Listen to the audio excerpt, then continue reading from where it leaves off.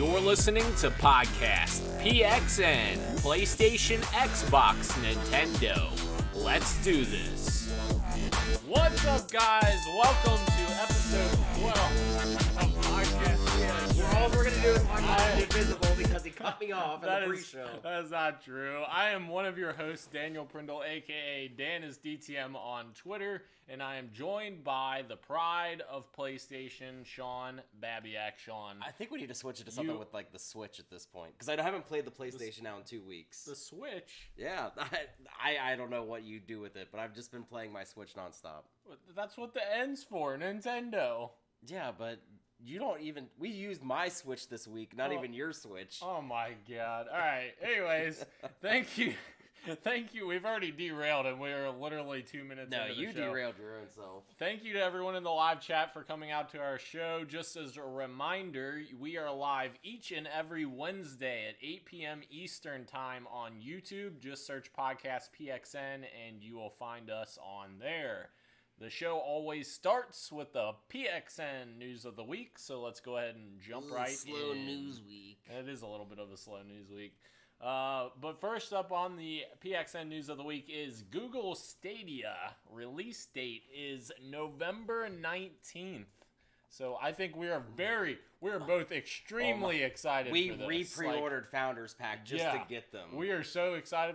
We aren't excited at all. I don't think either of us are going to be customers of Google Stadia. I don't know what they would have to do to get me interested. Probably some exclusive games that are like amazing. That would have to get me interested in it, but I don't see them. Exclusives and a better deal on a Game Pass-like model than Xbox. Yeah. Personally. Because, we all said that Game Pass is the future, but that would be a huge selling point if they can somehow undercut Microsoft with that stuff, just like kind of Hulu and Amazon Prime does for Netflix. But again, the whole streaming thing, it is not for us out here in Northern Kentucky, Cincinnati area. It really isn't. No.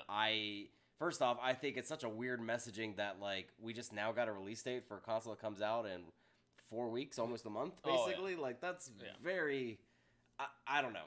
I don't think Google has faith in this either, in a sense. It sounds weird to say, but it just doesn't. I think Google's just hoping to put in a ton of money into this and hoping that it actually does something. They're kind of getting the big releases or whatever of like Destiny 2, Shadowkeep, the newest DLC for that. That's going to be on there. There's going to be Red Dead, I believe, is going to be on there. Which Red Dead, the specs for PC was announced, and it's like 180 gigs. So I can understand the allure of streaming that. Yeah. But I don't know. I mean, again, those are older games at this point. Exactly. And I'm not in for a word. You have to give us something that we can't already get elsewhere. Like, people already have Xbox One, PS4, or PC. Like, someone has one of those three items. Like, there is... You can't tell me that Joe Schmo out there that doesn't own one of those three things wants to go play Red Dead Redemption 2 for 60 hours. And a lot of people, and I know Xbox gets a lot of crap for how it was touted, but a lot of people do use their systems as other devices, like as their Netflix device or whatever streaming service you use. Yeah. I mean, it just makes sense that Google would have the same thing, but it's technically not a device in that. It's not a console. I don't know. I think that, one, they're gonna fall flat on their face with consumers. I think a very small minority is excited for this. And two, I think they're gonna discover exactly what all these companies did in the early 90s, like the Neo Geo, Atari, all these other companies, that there really is only so much money that people are gonna shell out for consoles. Agreed. I think having a perfect balance of 3 consoles is great right now. Yeah. Now, don't get me wrong, I'd love a 1 console future at some point. We're never probably going to be there due to competition, but 4 is too much when, again, you're not seeing exclusives. The thing that they were demoing everything on has now been delayed till March. Doom was their demo thing that they showed everything on. Yeah. And that's not even coming out at the launch day. No. So it's just dumb. A 1 console future, I don't see that happening. I see possibly, like, if it's a service like Game Pass or whatever, I could see that all being acquired through one place, like your TV or whatever, but I don't ever see everything being in one place, you know? Because even, like, movie industry and TV industry, you have Netflix, Hulu, all kinds of stuff, YouTube TV. there's so many different facets you have to kind of watch out for. So, and have you even seen commercials for it? I have seen a couple actually. I guess I don't watch too much live TV, but I just haven't seen that much. I've seen a couple. I think actually last week I saw my first one. It was on one of the shows I was watching on YouTube TV. Obviously, that's what I have. Like, I feel like they're just banking on the name Google itself to sell this stuff, whereas like when kids are asking for something that they want, parents recognize Xbox, PlayStation, or Nintendo. Probably kids don't even call this thing a Switch. They just call it the Nintendo. And parents know what Nintendo is. That's what they assume all video games are. Right, exactly. So next in our news of the week, we have League of Legends coming to mobile and consoles. The first LOL, man. Yeah, so I feel like this is kind of a result of Call of Duty Mobile and Fortnite Mobile and PUBG Mobile and all these games that are popular going mobile and being so successful. Like Fortnite, I think on mobile it just does astronomical numbers, which is insane. Call of Duty's been performing very well, and it got very good reviews too. And I heard a lot of people talking good things about it, and also now with the controller support with Bluetooth, with DualShock 4, or with the Xbox One controller, you can use controllers on many of those mobile experiences now, which is really great, and actually comes at a perfect time with Microsoft's xCloud preview starting on Android. That's a perfect time for that, because once it comes out for iOS, you're going to have that Bluetooth functionality for using your own controllers that you're comfortable with on that xCloud experience. So that's really cool. It's just not a game. I know this is a huge game, and it really is a huge deal. Yeah. It is not a game, at least for me, and I don't think it's for you. We're not MOBA people. I'm not, I get it. It is pretty much, if not, I think it's in the top 2 of esports. Yeah.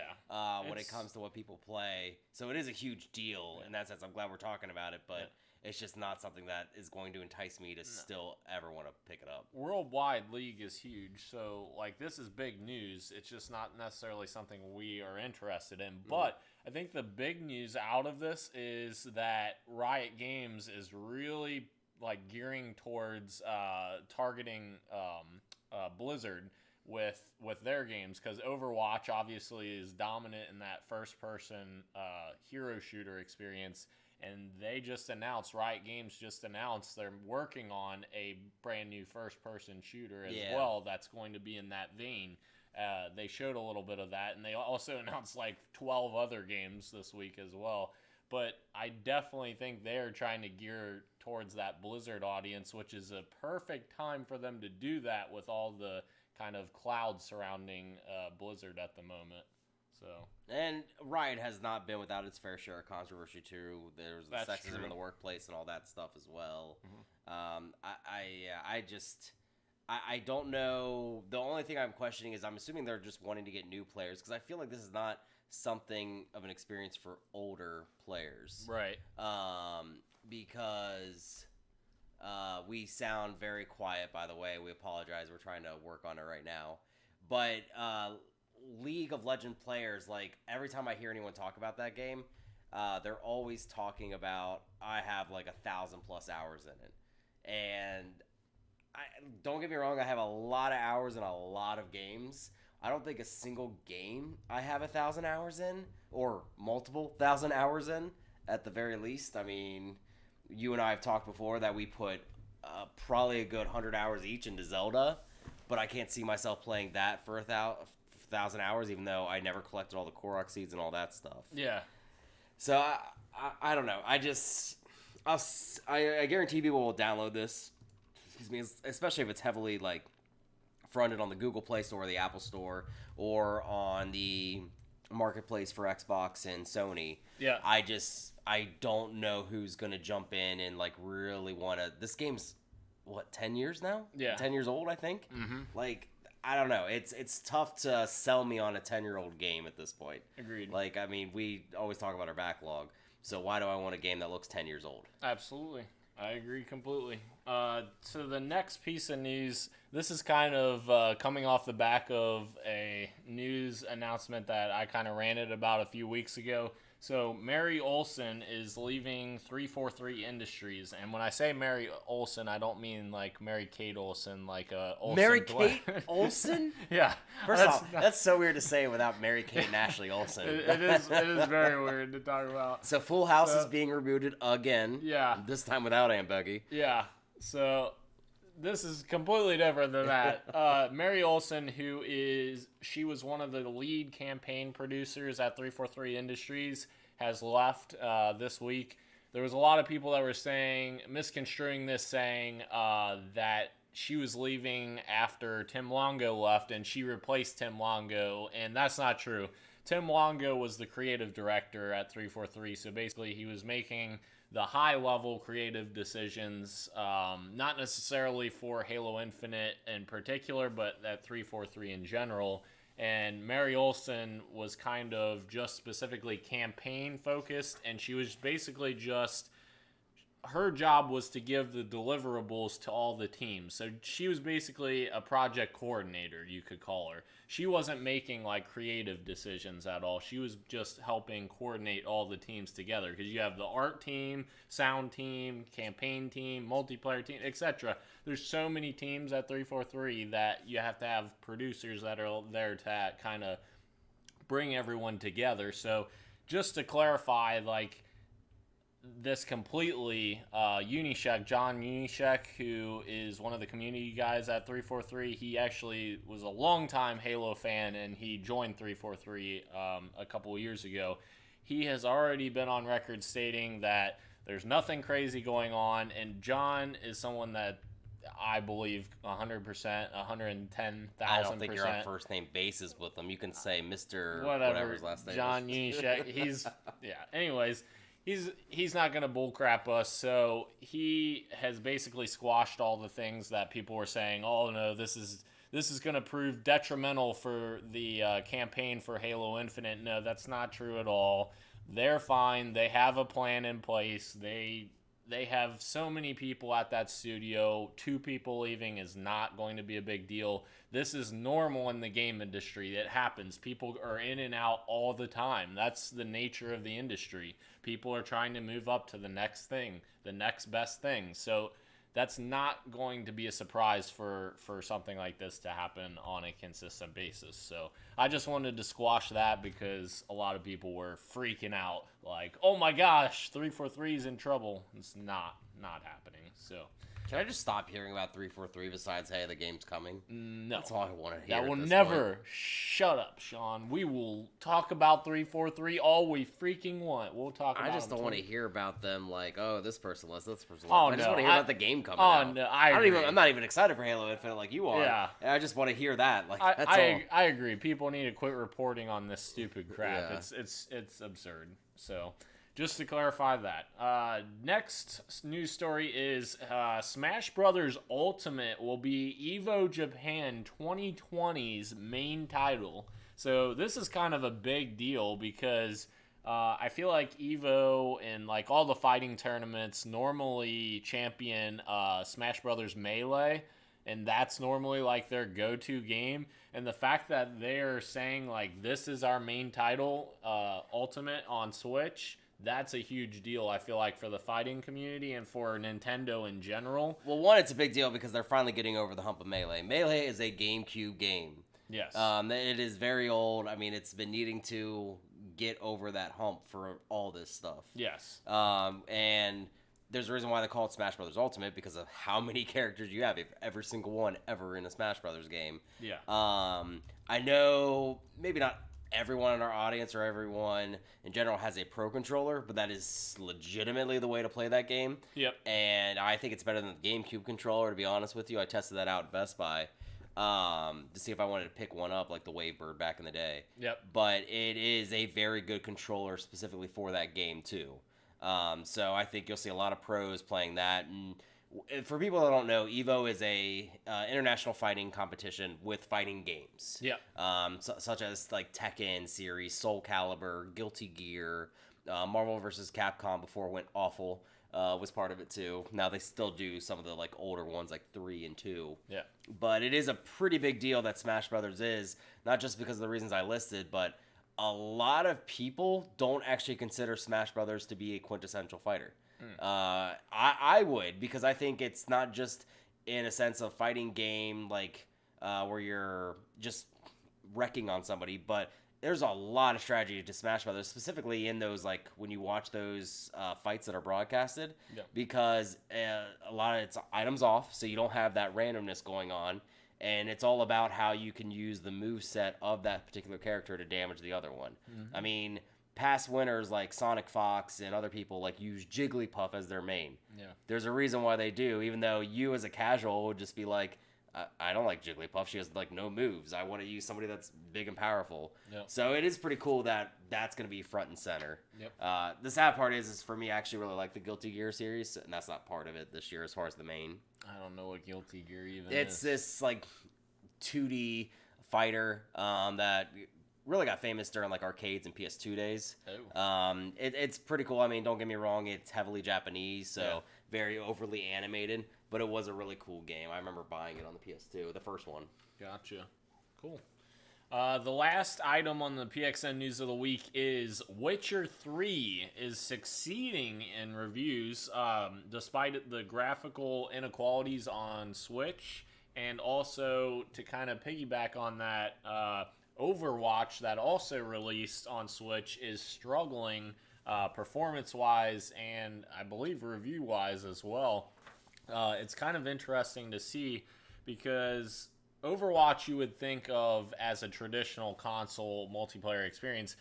You wouldn't think of that being like a great experience on Switch. Like, I never really understood why Blizzard wanted Overwatch to come to Switch, because 99% of the time people love the Switch for its portability. So you're not going to be portable with a game like Overwatch because you have to have an internet connection. Like, that's what that to me, that didn't make sense for this announcement from Overwatch on Switch, because that doesn't really lend itself to this portability because you have to have an internet connection. Witcher 3, I completely get, because it's a huge single-player experience that you can experience all on the go. And while it may not be technically that great, it's something that you can, it's a big RPG that you can just take with you. So now, I will correct you at least on one thing on Overwatch. You can play it with bots.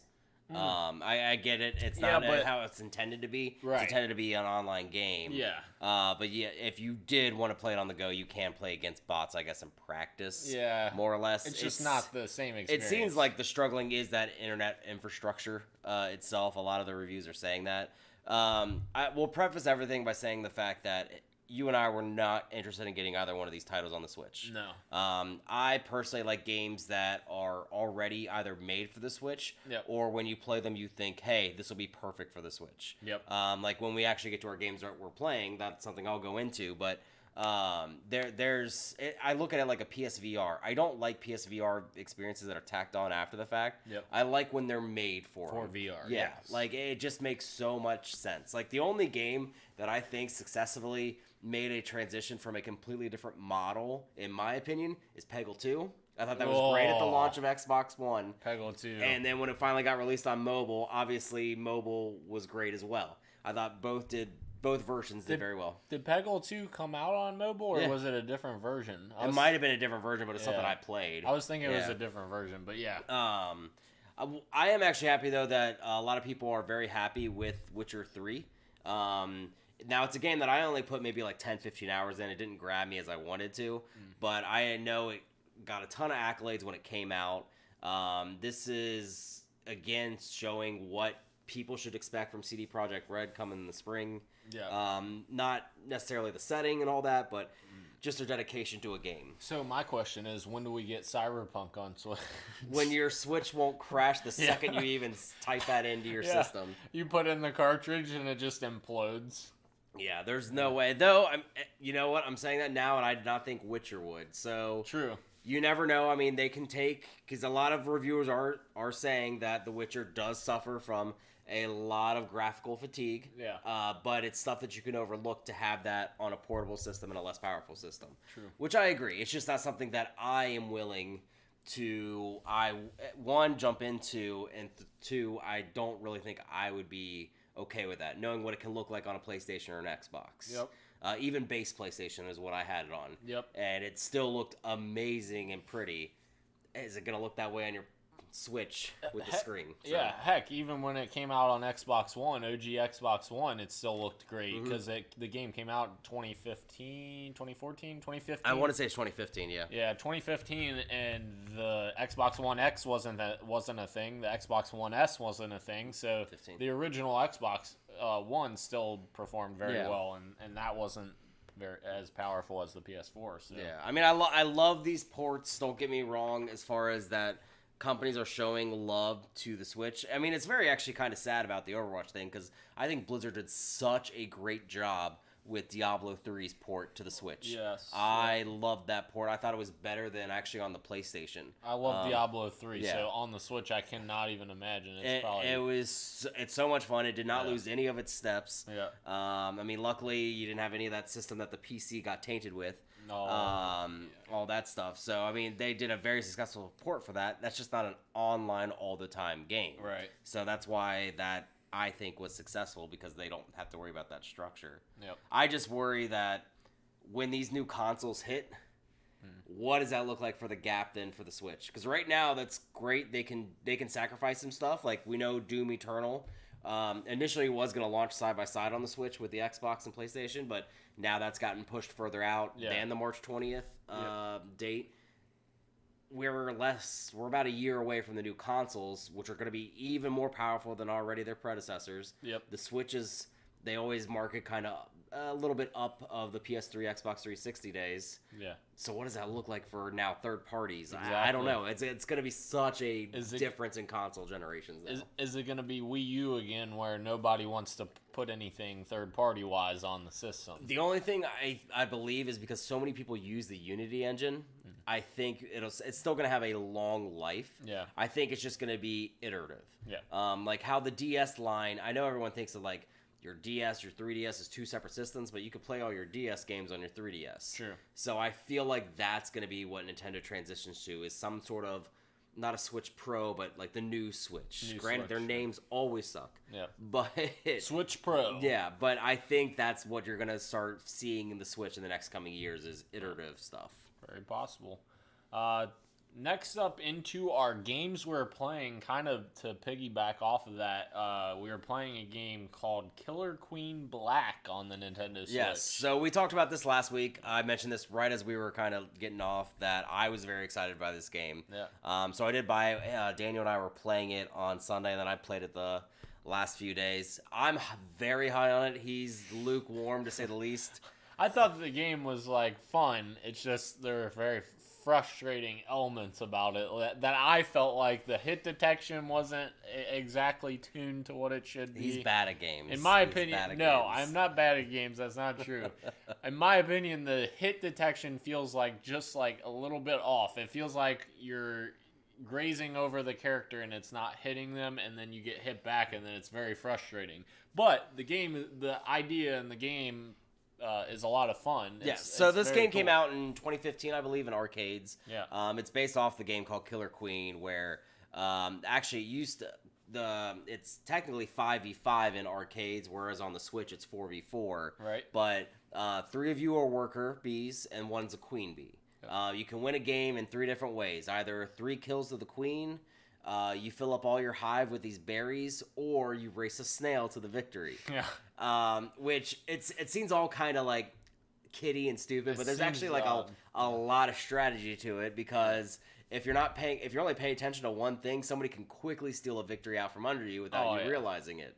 I mean, you have to have every single person on your team working together and knowing where things are. And you have to have a competent queen. Yeah, so yeah, you do, because I was just playing before this. I had 2 matches with a great queen who was defending me and all this other stuff when I was a worker, and then I just played a match with a horrible queen, and we lost all 3 matches by military victory.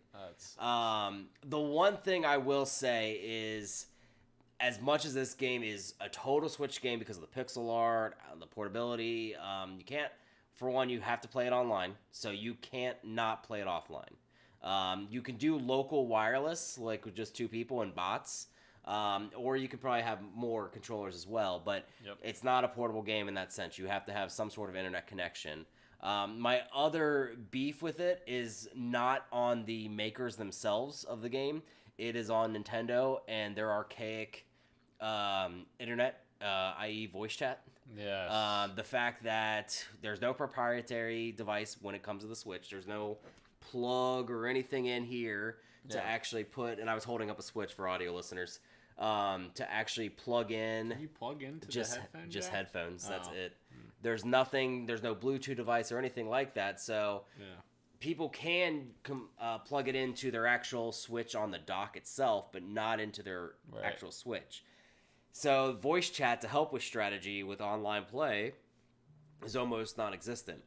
And that can be problematic, as I found out the last 2 nights when I've been playing that I can't communicate to somebody, hey, I need you to protect me, I'm on the snail, because all they're doing is just running around attacking the queen. Well, all you have to do is download the app and then hook up a couple adapters and then... Exactly. Exactly. But I do really recommend the game. I am liking it.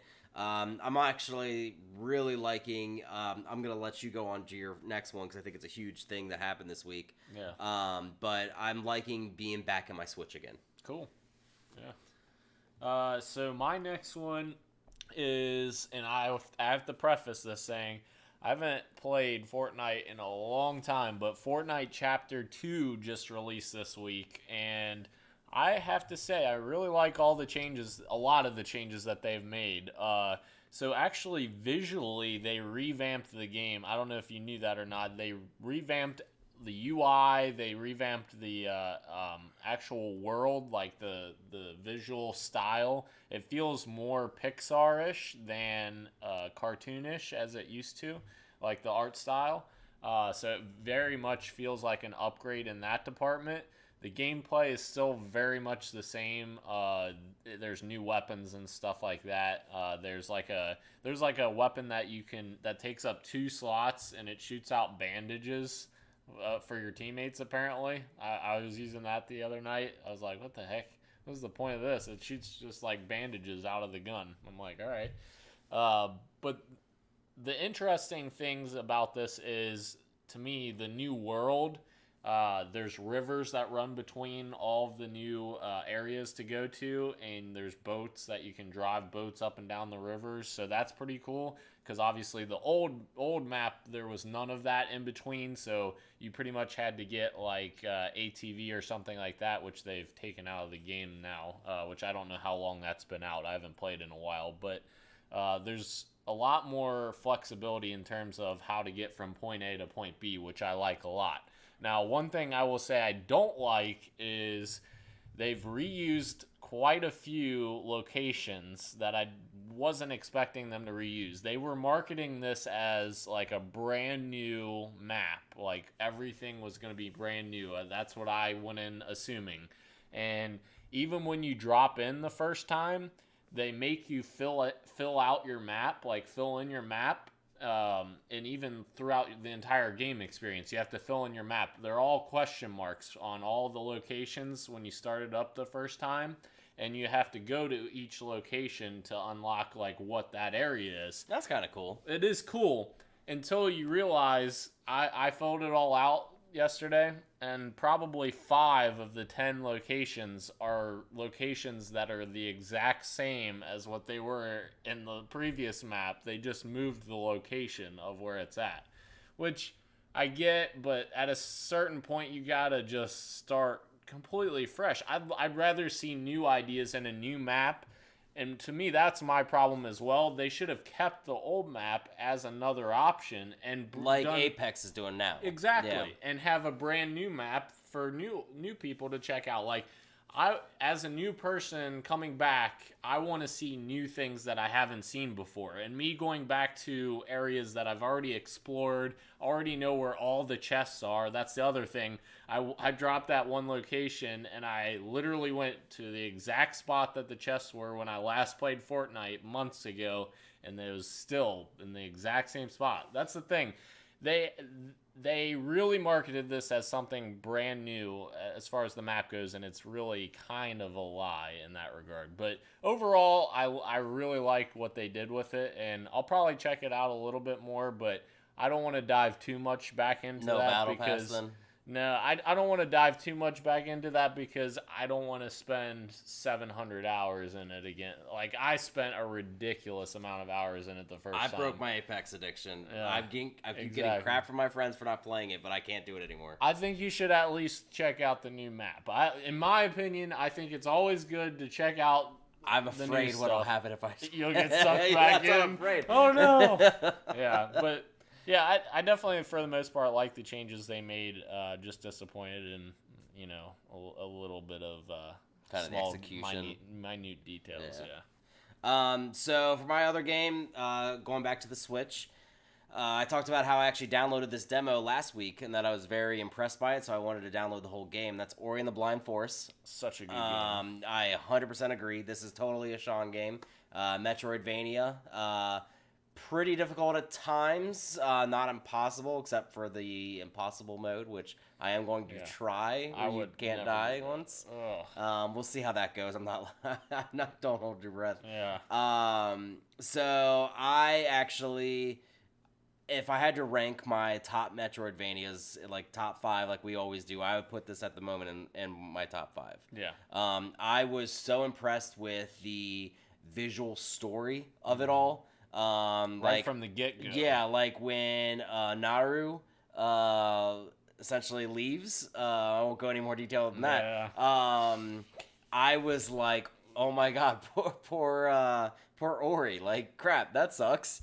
It's like you didn't even know these characters about a second, and then I'm like, oh god, it's heart-wrenching. Yeah. You actually don't even feel that bad or like hate the owl. I can't remember the owl's name now. Yeah. But like that's the main villain, and you're like, okay, she's kind of justified. Yeah. On all of her actions, and it was just such a pretty game. The art style's so good. My gosh, yes. I did beat it. I was hoping, though. My only complaint about it is the length. I was really hoping for something a lot longer, and it was maybe. With collecting 97% of everything, I did it in 10 hours. Well, play it on impossible mode. It'll take you 7 years to finish it. There you go. We'll see on that one. But I really did enjoy it. I am very now much excited for Ori and the Will o' the Wisps. Oh, yes. My hope is that I don't have to wait long that it comes to a Switch. Because, like you actually mentioned last week, there is actual reports on there that it runs better on the Switch than it does the Xbox. Yeah. As far as the Blind Forest. But this is now a franchise that will be on my radar for a while. You better buy it on Xbox One X day one. Sorry, you don't have an Xbox One X. Yeah, nor am I going to buy it on Xbox. That's but just rude. Regardless, I love this partnership still. I'm going to continue to support this Xbox games coming onto there. If it's more of these games that could have a secondary home, I can only see good things from it. I really hope ReCore comes to it. ReCore's really good. Specifically if they fix a lot of the glitches that I had a lot. I actually played ReCore on my Xbox. Did you play the Definitive Edition? Yes. You did? Yeah, and the amount of glitches and issues that I had with that was very disappointing. Because if I remember right, I wish I remembered the guy's name who actually developed it. But he is... Oh, he's the one that's doing Curse of the Moon, the Castlevania guy, if I remember correctly. Wasn't he formerly of the Mega Man creator? I don't know if it was Mega Man or not. I thought it was Castlevania. Yeah. Again, I'm not that in tune with that stuff, but regardless, it looked like such a cool game, and there was a lot of promise in that game. The glitches really took me out of it, but if that's a game that comes to Switch and they fix a lot of that stuff... Keiji Inafune. Yeah, Mega Man. Yep. That's all you had to say is Inafune, and I knew that part. Yep, that's what I thought. But it took me out of that experience. But if it's something that could be on the Switch and possibly have that whole, hey, it's running better on this type of thing, that would be great. I thought it looks really cool, but please check out Ori. Yes. It's such a fun game. Even if you've already played it, I think it's worth a second go through. 1000%. I always say that about any Metroidvania. It's a very beautiful game. The water temple is not as frustrating as people make it out to be. Yeah. I get it, it's frustrating, but it's not as frustrating as I thought it was going to be. And I hate really hard games, and I love Ori. So, like, it's not impossible or anything. No, it's not. So, I think we'll move into the topic of the show now, which we kind of decided that with a slow news week, we're going to talk about ranking this generation of consoles. So I guess if we want to just kind of talk about our favorite things about each console and just decide what you think. So for this, let's do ourselves and our audience a favor. Let's eliminate Nintendo from this discussion because of them being in a transitional phase. Because Wii U technically led off this generation. Technically. And it was a massive failure because it came out a year before the other consoles. Yeah. A massive failure where they had to reboot everything way earlier than they anticipated and launch a Switch. Yep. I think in the end, Switch will be probably more considered to be a part of this generation than anything, but I just don't want to include Nintendo on it, even though it does have some genre-defining things that happen to it. I agree. So I guess we'll start with what our favorite consoles are and why they're our favorites. I think this is going to be pretty straightforward, though, because obviously you're the PlayStation guy and I'm the Xbox guy. So ranking them, in my eyes, is like, where do you spend the most time and where are you most invested? And for me, I'm most invested, obviously, in Xbox One.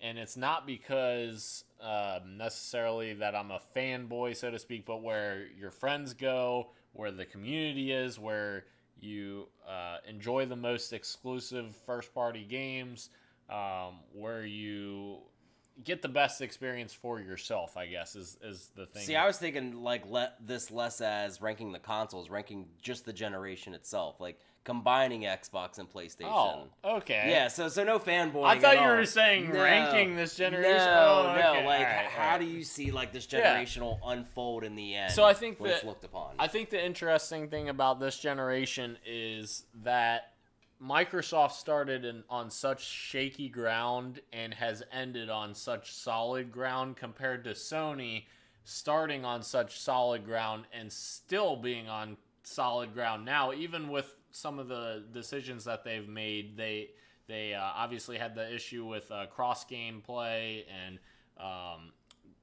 playing nice, so to speak, with Nintendo and Xbox in order to have cross-game or cross-play. And I know now that's a thing of the past, but it's very interesting to me that we started this generation saying Xbox One is something that is going to be doomed for failure. And I really feel like Phil Spencer specifically, has turned around Microsoft in terms of gaming, not just Xbox, but Microsoft in terms of gaming with the PC initiative, with Xbox Game Pass, with Xbox One X, with all the things that he has done and all the first-party studios he's now acquired. He has literally hit one thing after another. He even publicly talked about, like, hey, I had a plan when I became head of Xbox. I wanted to create a platform that people wanted to play on, which would be Xbox One X. I wanted to make sure that developers wanted to create on there, which are the new first-party developers, and he wanted to make it, I guess, accessible to as many people as possible, which is Game Pass and Xbox Play Anywhere, which allows you to play on PC, Xbox, wherever. And I think that those three things are very, very important to Microsoft's success now compared to where they started. And when they started, they were saying things like, if you want to play offline, go play Xbox 360. Famous Don Matrick line that he said after the Xbox One launch event. So you're saying that in totality, you'll remember only this generation because of what Xbox did and didn't do? No. Let me get to. I'm okay. Still getting. I just wanted to make sure that you were. I'm trying covered to. All the bases on it. I'm trying to get all sides. I'm just trying to focus on Xbox at the moment, but. That's what I'll think about in terms of Xbox. PlayStation, I will think of it in terms of the beginning of the generation. They came out just blazing. They came out throwing the punches from the get-go, from that first E3 where they were basically lambasting Microsoft for their always online DRM, for all their policies that they were enacting with used games and all the terrible ideas that Microsoft was throwing on Xbox One. They basically hammered away at that first E3 event. I will never, ever forget that first E3 event with Jack Tretton walking out on stage and to the tune of Radioactive from Imagine Dragons, and they essentially blew Microsoft out of the water. It's considered one of the best E3 conferences of all time. Rightfully so, because of how hard they came at it. Absolutely. It was the most direct interaction to another competitor I've ever seen in my life. And the whole used game thing, that came about like literally hours before the show. Shuhei Yoshida and Adam Boyes filmed that little scene, and they added that in at the last minute, which, brilliant marketing idea. I don't necessarily agree that what they were saying about like that kind of stuff was accurate, because I was excited about some of the things Microsoft was announcing, like the used game stuff. I totally got why people were pissed about that, but I was excited because you could buy a physical copy and they would essentially convert it into a digital copy. And that's why I was excited for that, because they were taking your game code and putting it into a console where it converts it to a digital code, and you can't trade that back in, but then you have the convenience of having it as a digital game. That's what I was excited for, but I totally got why people weren't into that. So I know we're like discussing at least like the very beginning before even the consoles are out, but like how I feel right now with this generation, I rank it slightly below the PS2, Xbox, GameCube generation. I think personally for me, this has been the strongest generation of first-party titles from all ends. With some weaker ones obviously thrown in there. Now Microsoft doesn't have as many as Sony, but they do have some memorable ones, even indies, such as Ori originally. Yep. Cuphead. Forza Series has pretty much taken over Gran Turismo's space in the racing market, or the sim racing market.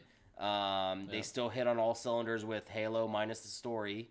And Gears, they had 2 Gears that came out during this entire saga. And PlayStation, it seemed like a solid 3 years straight they've just been hitting on all cylinders with their first party. Spider-Man, God of War, Bloodborne. I know that's not first party, but it's exclusive.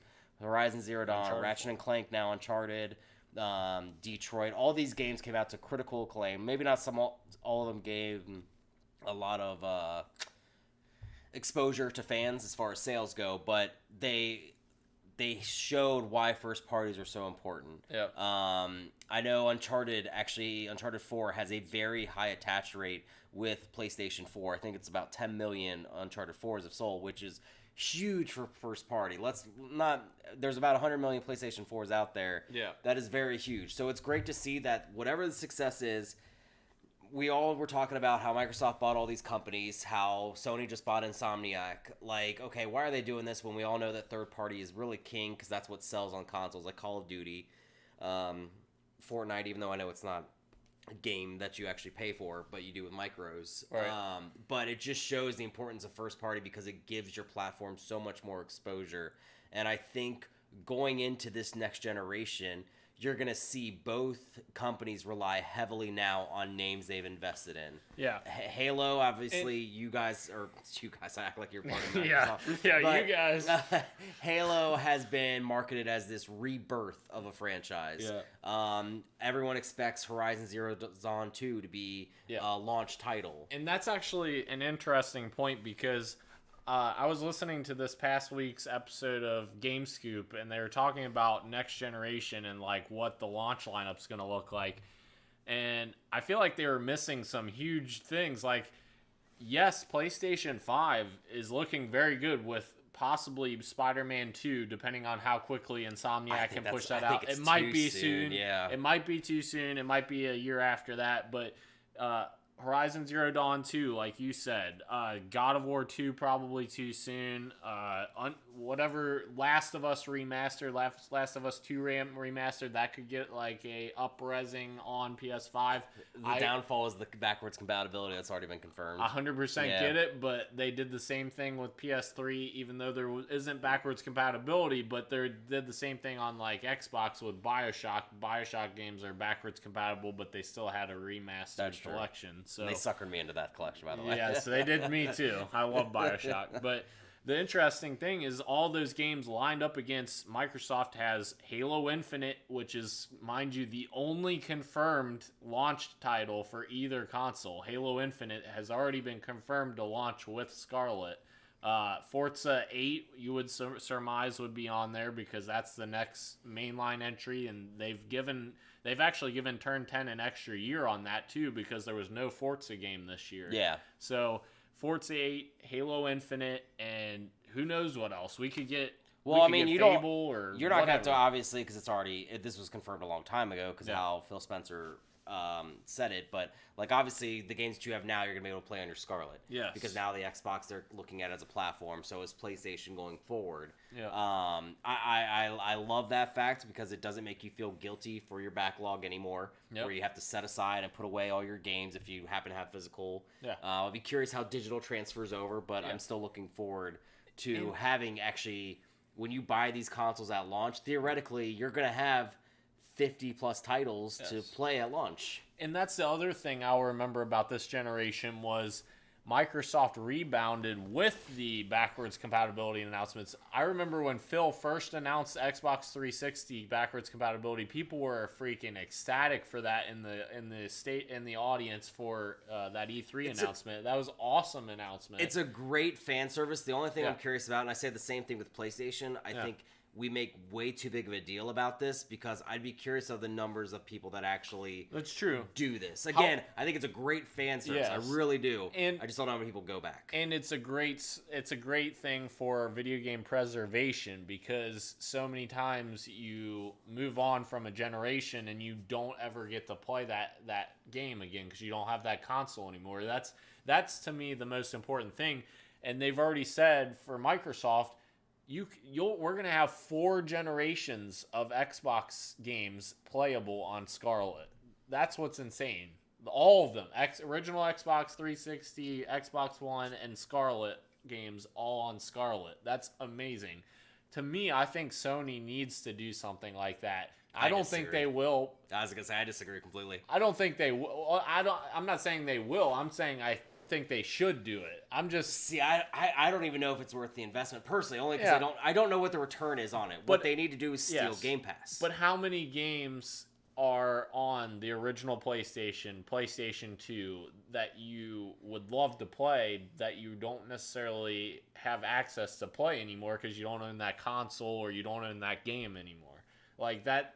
To me, I would, as someone who grew up in that generation, I would absolutely love to go back and play like Vice City on PlayStation 2. I used to play that at my cousin's house. Yes, you can play it elsewhere. There's other ports of it. There's other ports, yes, and there's other ports of it. But I'm saying, like, just in general, there's a lot of other games that. Again, that's why you and I differ when it comes to backwards compatibility, just because you use it as utilization, whereas I use it as in it's a cool service. I don't think it's something that people really go back to as much as they want to tout it. Yeah. I think that's why essentially you have those services such as Game Pass or PS Now to a lesser extent, to where you have those options to do it, to play older games essentially. Well, that's what I just think. That's what I'm saying though, because you can still play.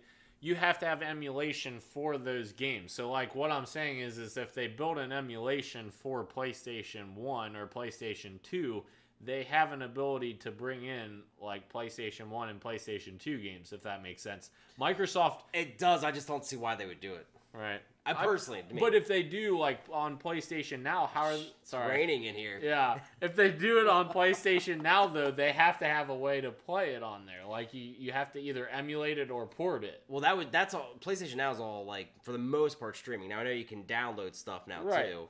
So, but you're not streaming from a PlayStation 2 console. You're streaming from their cloud services that are... So, something has to... You have to either emulate it or you have to port it. I just view it as it's in my opinion a wasted effort, just because I don't see the allure to do that. That's just me. I just don't. Yeah. I don't have. I grew up in that time, but I don't have that nostalgia either. Whereas you don't have nostalgia for old Nintendo games as I do. Right. Because you grew up actually in that PS2 kind of generation more so than I did. I played a hell of a lot of games on my PS2. I've just actually brought all mine from home. But I grew up so much more on my old Nintendos. Right. I don't have any of my Atari stuff anymore, or Sega stuff. But to me, I just see it as you're investing one time in this, and if you create an emulation, for instance, Xbox 360 games, Microsoft created an Xbox 360 emulator for Xbox One. That's how the Xbox 360 games are backwards compatible.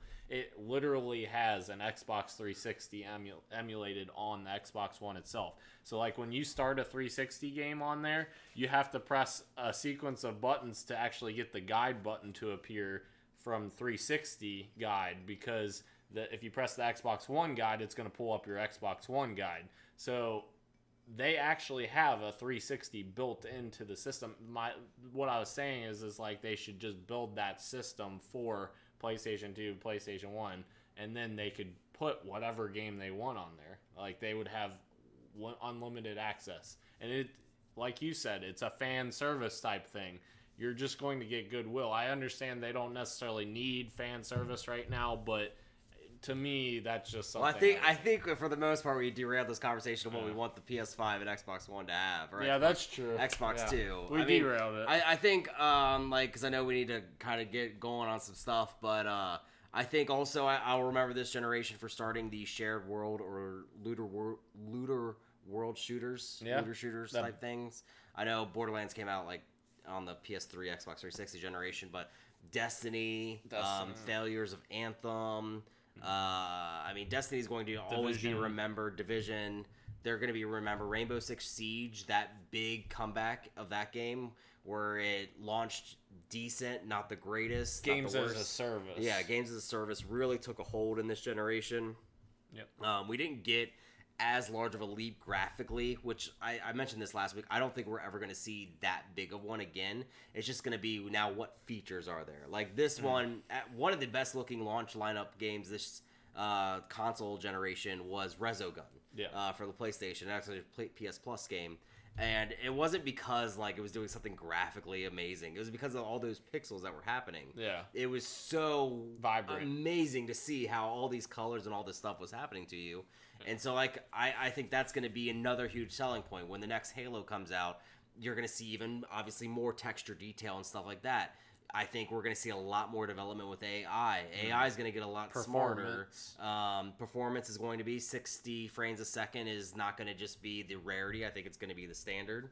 I'm not too caring about a 4K future. I get that's where we're going, but I mean, graphics have never been as important to me as it comes to performance. Gameplay. That's why I always love my Switch, because most of the time the performance is very well. Right. Witcher 3 proves that. Yeah.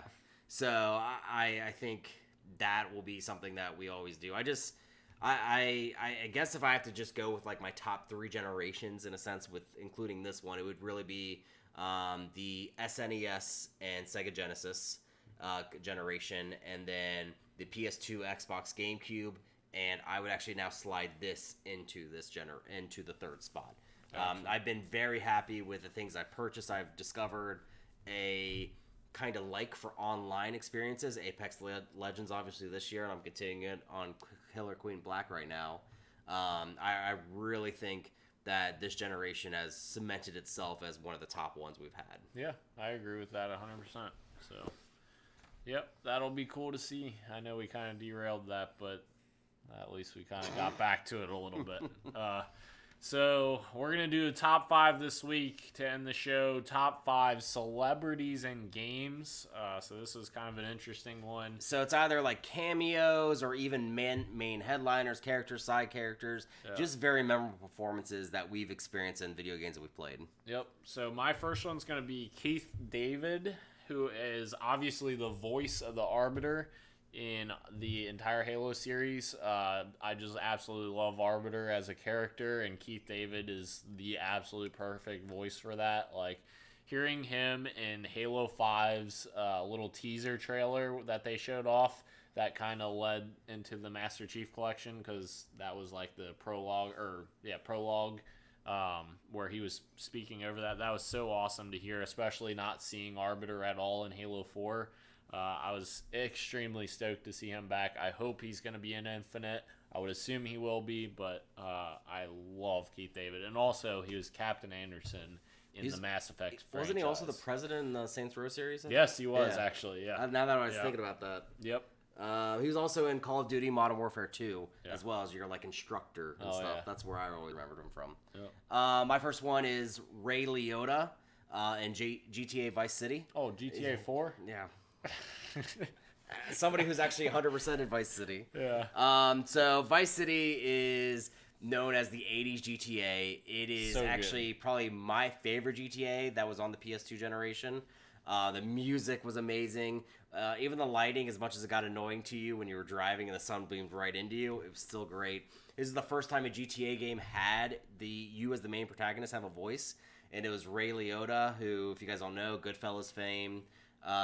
He's been in a lot of other stuff, but he's like a quintessential mobster. But he played your main character so good. The voice acting was so well done. I really did feel like I was in an 80s gangster movie with that stuff. Yep. I just won't ever forget that game. And also just the amount of side character celebrity stuff they had too. Because if I remember right, Martin Scorsese was a voice as well in that game. But Ray Liotta definitely made your experience in Vice City so much better. Let's get a Vice City 2, please. I would be 1,000%. I would be more on board with that than a GTA 6. Yes, I agree. I think that would be so amazing. And they did what they needed to do with GTA 5. That already pushed the limits of that world, so I would love, I think that would be so amazing. Yeah. So my next one is Martin Sheen from Mass Effect 2. So he played the Elusive Man, which was kind of the main antagonist in Mass Effect 2.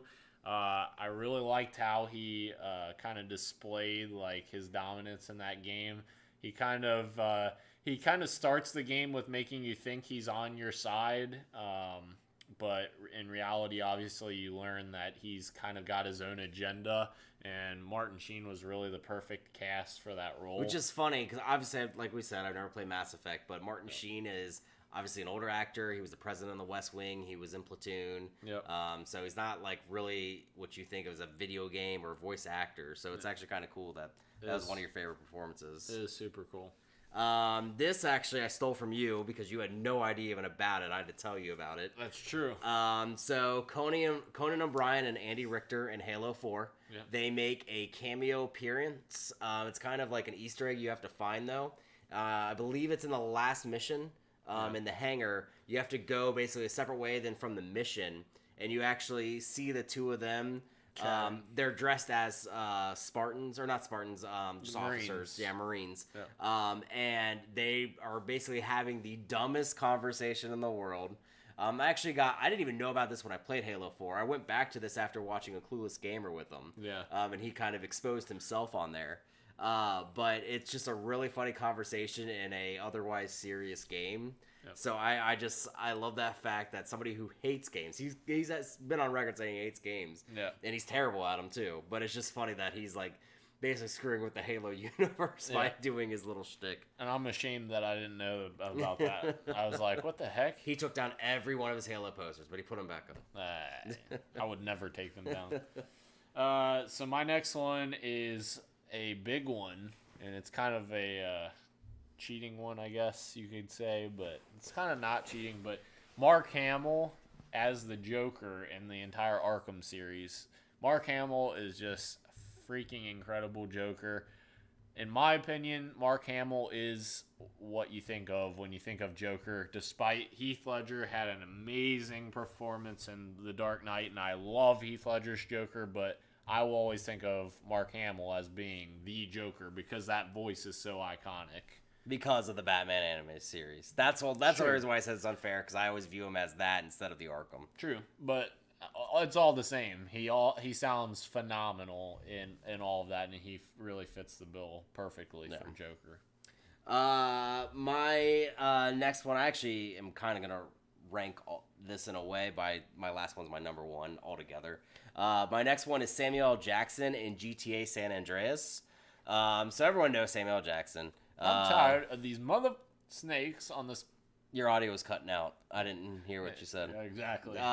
So Samuel L. Jackson played a corrupt cop in GTA San Andreas. It's somebody Tenpenny. I can't remember the first name, but anyways, he like really owned that character. Like the first time he is on screen in the game, I can't remember what mission it was or anything like that. You're like, that's Samuel L. Jackson, and then he just really comes into his own. He becomes pretty much the main villain of San Andreas. He's the one that when you leave the first part of San Andreas, he's the one that basically kidnaps you and takes you to a different part of the map itself by drugging you and all this stuff. So it was just Frank Tenpenny. Yeah. Yeah, so it was just really awesome to see that he had such a major role in this game. Yep, so my next one is kind of a big one as well. Gary Oldman, who played Viktor Reznov in Call of Duty World at War and Call of Duty Black Ops. So he played the same character in both games. He was a younger version of himself, obviously, in World at War, and then he appeared again in Black Ops. And Viktor Reznov was just such an amazing character, and it even lent itself to the crazy story that Black Ops had, and it really tied it up in a way that really like made you think. Like it was super cool how they ended that whole thing, and his character was such a crazy character. I just loved it. I loved every bit of Gary Oldman. I could just. He also played some dragons in Spyro the Dragon games. Yeah. Yeah, Gary Oldman's great though. My next one is Haley Joel Osment for Kingdom Hearts. Basically, if you don't know who he is, I mean, first he was actually in a few episodes of The Boys that was on Amazon Prime this year, but he's most known for Sixth Sense. So I'm talking about back when he was the original actor for the first Kingdom Hearts. It was a pretty big deal with who they got. They got him, David Gallagher from Seventh Heaven, and Hayden Panettiere. And Haley Joel Osment really is Sora in my mind. His voice is so iconic with that because it's such a soft, childlike voice, and it's full of wonder and intrigue. And it was very rare to get a fully voiced Square game at that point. Yeah. So that was really cool not only to have, but to see it acted so well, especially with the translation from Japanese to English with all that stuff. But it really like captured that essence of that game, especially like his little combat stuff in between when you were fighting things. You really took on a part of being Sora. Sure. So my last one is probably my biggest one, and it wasn't one that I thought of initially. We were kind of reading through some, and then you're like, oh, this one. I was like, yes, please. Love me some Nathan Fillion. And the thing is, Nathan Fillion in all of his video game voice actor roles, like he's not even necessarily supposed to be like a video game voice actor. He's a actor on TV that kind of got pulled into games. Watch Firefly if you ever get a chance. Yes. Jesus. He got pulled into games at an early time because he actually voices a ton of unnamed characters in Halo, the entire Halo series, like Halo 1, Halo 2, Halo 3. He voices many unknown characters in those three games. Then Halo 3 ODST comes around, and Bungie's like, let's basically put together the cast of Firefly and get them to do Halo 3 ODST, because they had a ton of people from Firefly that was in the voice cast of ODST, and he originally voiced Buck in that, and I absolutely love Buck. I love his humor. I love his attitude. I just love everything about it. It feels very Nathan Fillion-y. If that makes sense. He's a big gamer, too, from what I've heard. Yes, and also he voices Cade Six in Destiny, which is a very similar character to Buck from Halo, which is what I love. I just love that character. I love everything Nathan Fillion does. I would like, before I go to my last one, I would like to give a special shout-out to Kumail Nanjiani from Silicon Valley, and he's done a bunch of other stuff. He was in Stuber that came out this year, but he actually voiced a orc in the last Shadow yes, Mortar. He did. Yes. And like I heard about that, so I made him make sure that he was my minion. Yeah. And I always had him with me in battles. It was so funny. Yeah.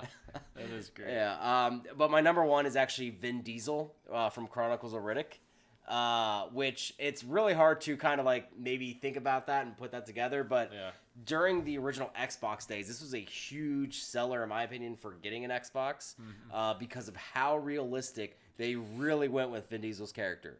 Chronicles of Riddick is not that much of a successful franchise, but it's one that he's very well known for. And that game translated so well, Escape from Butcher Bay, and even the second one did too, that came out on the PS3, Xbox 360 generation. He did so well owning that character inside of a video game, and yeah, it translated so well. It looked dead on him. The mannerisms were exactly like him. The dialogue that he helped create actually in the game, because he's an executive producer of the movies. Right. He got a lot of say in it, and it felt so natural for him as that character to do. I look at that as my like quintessential. That's how a celebrity does a game. If you want to be inside of a game, you take something that will work. You don't just create something, in my opinion. But it just, that'll hands down. If they ever do another Chronicles of Riddick game, I will 100% buy it. Yeah. I agree 100%. And all of these people that we just listed, I feel like have that power. Like all of these characters that we just listed, with the exception of like Conan, because that was just like Conan was a spook, but I just loved it. I thought it was hilarious. Yes, but all of these other people, like they have amazing performances. So like these are quintessential Hollywood actors. And as you can tell, there's other voice actors besides Troy Baker, Nolan North, Laura Bailey. It's not just those three that take over the entire universe. Hell, Laura Bailey, she voices two very big characters. Well, I shouldn't say very big, but two main characters in Halo 5 and Gears 5/4, because she voices Kelly in Halo 5, or Kelly or Linda. And I think Ashley Johnson's coming on strong these days too. Last of Us. Yeah. I think she's done more than just The Last of Us now at this point. Yes. And she did obviously very well as Ellie. Yes. So yeah, there's plenty of Actually, honestly, because she technically was in a 90s series, that should have been one of ours. Ashley Johnson as Ellie, even though she only had one game to her credit, but still, she did very good. True. And I can't wait for Last of Us 2 with her mostly in it. It's gonna be amazing. So. That's it, guys. That's the end of our show. Thank you to everyone who's following along live. Remember, you guys can always join us Wednesdays at 8 p.m. Eastern Time. We are live on YouTube. Search Podcast PXN. We really appreciate you guys coming out, and we will see you guys